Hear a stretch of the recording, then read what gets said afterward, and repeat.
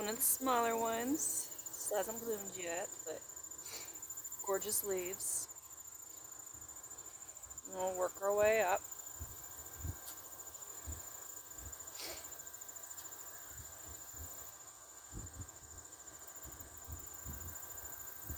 Look at that. That's an all orange one, or yellow. Little orange spots. Sorry, it's a little windy, so it's gonna bounce.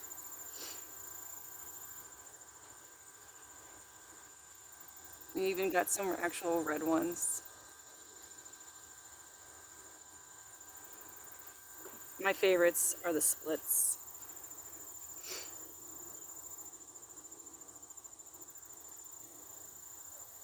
This is a Cleopatra canna lily.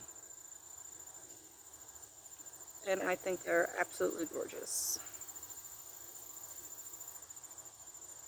And she's got more spice.